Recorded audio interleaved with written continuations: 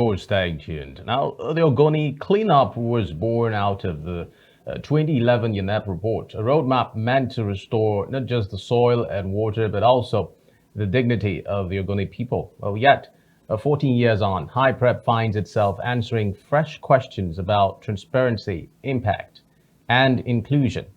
Joining us is environmental lawyer and Deputy Dean of Students Affairs at the Ignatius Ajuru University of Education, Port Harcourt, Professor Ben Nwekeala. You're welcome on the program, Professor. Thank you for joining us. Thank you for joining us, Professor. Thank you for having me. All right, well, Thank you very much. the Ogoni cleanup conversation has been a topical issue for a very long time. Dating back to 2016 when it was launched. And with the recent developments, starting with the Committee of the House of Representatives probing the activities of High Prep, which oversees remediation in Ogoniland, it begins to raise questions around transparency, around how effective the program has been, and around whether the people of Ogoni are indeed satisfied with the activities of High Prep.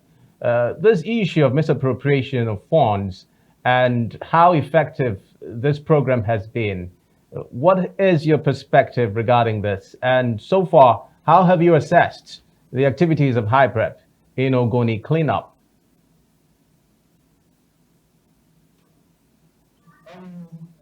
First of all, I want to thank you for bringing me onto the program. Like you said, I'm Associate Professor Ben Nwekeala Squared, the Associate Dean of Student Affairs at the Ignatius Ajuru University of Education. As an environmental lawyer, I want to start by saying that the right to life is coterminous with the rights with environmental protection, as could be seen in several UN charters. We also talk about the UNCLOS, United Nations Convention on Law of the Sea.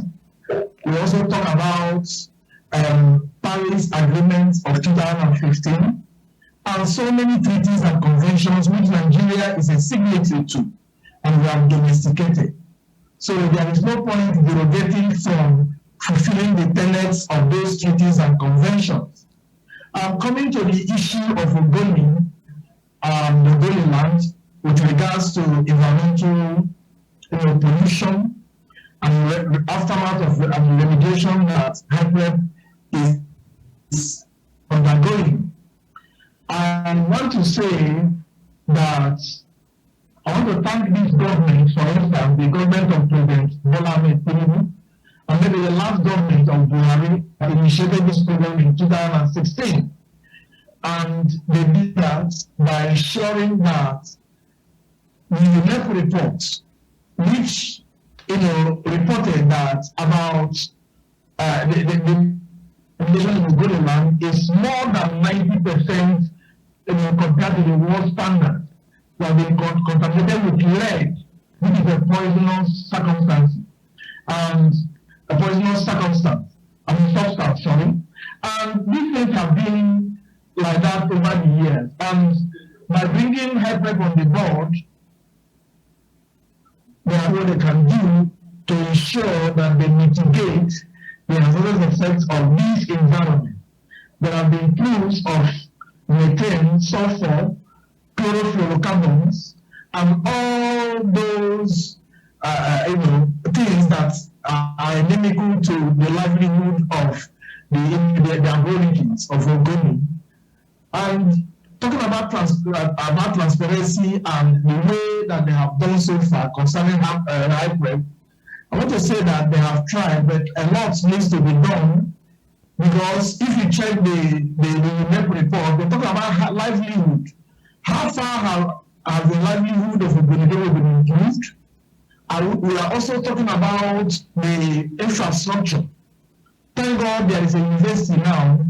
All those center of excellence that UNEP report asked them to build, has it been built? Has it been completed? And I also learned about the issue of racketeering, where there is a cartel that hold contracts and all that. I want those things to stop so that the right things can be done. Let them remember the sacrifices of King Saruwa and the Ogoniland. If they have sober reflection on what happened to them those days, those years, I think they should be able to do the right thing. And we are calling on them, especially Hyper, to do the right thing. Let them disclose whatever they are doing to the public, especially to the Ogoni people, to the Niger Delta, to River State. Let us know what actually they are doing. If the issue of accountability should be at the front burner, the issue of transparency should be at the front burner. Let there be good corporate governance so that we can now begin to look at what they are doing and now contribute to our own quota to see if they are actually doing the right thing or not. But for now, from the information gathered from the villagers and those that are highly impacted, it's not all that is not yet reached El Dorado, the operators and the management, to ensure that they do the right thing going forward. All right, Professor Ben. How would you describe the pace of work? The cleanup exercise was flagged up in 2016, and this is 2025. How would you describe the pace of cleanup exercise in Ogoniland, and what do you think are the challenges hindering the speedy cleanup exercise in Ogoniland? I think the cleanup exercise in Ogoniland is having a snail speed. We want them to fast track the cleanup, but that is not what we are seeing. I am not privileged or privy to know whether the money that are supposed to be given are given, and if those monies are not given, they cannot, carry out the work the way you want it with the speed of light. But if the monies are being released, I want the hybrid coordinator to hit the ground running to make sure that the thing moves at the speed of light. Let them do the right thing. Let them stop the issue of contracts, trying to see how some cartel can have money, how they can be settled. The essence of that is to make sure that that place is being remediated. And we are not seeing that moving with the speed of light for now until we see otherwise. But for now, we want them to speed up the cleanup process so that it will be to the benefit of the people, because the people is at the center of that cleanup. The livelihood of the people is our concern here, not how much money or how they are carrying it out. They should do it so that these people can be better off. All right, Associate Prof. Well, there's been some reactions trailing the probe by the House of Representatives Committee looking into the Ogoni cleanup and the activities of HYPREP as well. Because, there have been insinuations of, and allegations also of misappropriation of funds. What do you make of that House committee, the House of Representatives? What do you make of that probe? And do you think it is apt at this time? And will it engender the much needed transparency that is hoped to be seen in the task of Ogoni cleanup? The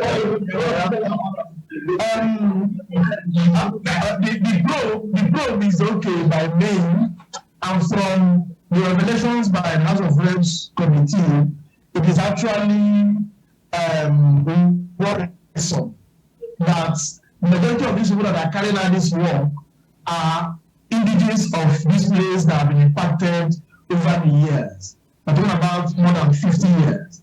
And government has, the international community has carried out an investigation, and they have set up a body called HYPREP for them to remediate the place.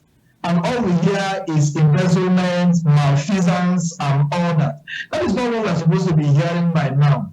What we should be hearing is that this project is remaining 70% to be completed, 80% to be completed. I don't also know whether they are using capable hands in this cleanup. Because one thing is to have the bulk of money being allocated. Another thing is to have those with the dexterity, the panache, and the technical skill to drive this project.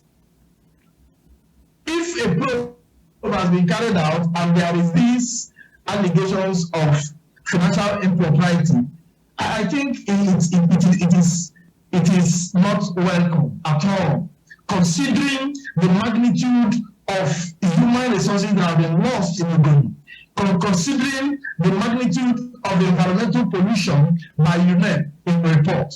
They are not supposed to be talking about embezzlement of money. And I want to also say that the government should look inward and look for people with impeccable integrity that can drive this process. All we want to hear is that Ogoni is being cleaned up so that they can go back to their livelihood. The issue of farming, fishing, which they are known for, they are yet to resume because the cleanup has not yet gathered momentum. I want them to do the needful. Look at these people that have been, spotted out as having embezzled money. Look for whether you can change them, or look for what is actually causing this embezzlement. Are they actually carrying the procurement process in the right direction? Are they doing bidding process? Who and who are the ones that are carrying out investing this money? If you have found out those that are investing this money, you probe them, prosecute them, and set them aside and bring in new hands so that that place can be running effectively as it has been said by the federal government. All right, Professor Ben. Plans are underway to ensure the resumption of oil exploration in Ogoniland. There are some people that are in support of it, and some people are not in support of the resumption of oil exploration in Ogoniland. Do you think Ogoniland is ripe for the resumption of oil exploration, in your opinion?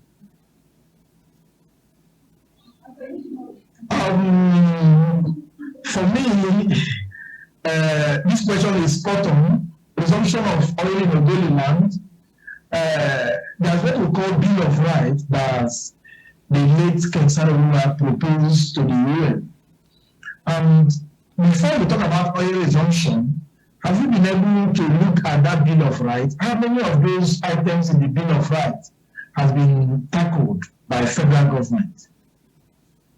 If there is that positive will, or there is that political will that these things will be tackled, and some have been tackled up to 50–60%, you can resume oil exploration in Ogoniland while the rest is being tackled. I am not giving an open-ended answer that oil should resume, but let the first thing be done first. Remediate this environment so that people can go back to their livelihood, which is so important. Like I told you when I started, that the issue of environmental protection is coterminous or is tied with or has a relationship with the issue of right to life. So if they have finished cleaning up the Ogoniland and all that has to be done has been done, the federal government can go on and begin to exploit oil in Ogoniland. After all, oil is the property of the federal government. But those that are bearing the brunt of oil exploration should be taken care of. You look at them and do the necessary things that ought to be done to them. Like, it's not even in Ogoniland alone. In most Niger Delta, like where I come from, there have been pollution and nothing has been done. And I'm not also thinking that this remediation should start and end in Ogoniland.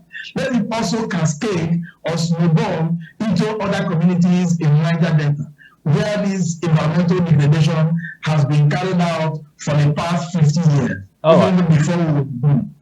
All right, Associate Professor. Well, as we begin to wind down this conversation, I'd like to also get your ideas and opinions regarding the stakeholder meeting that was held by HYPREP.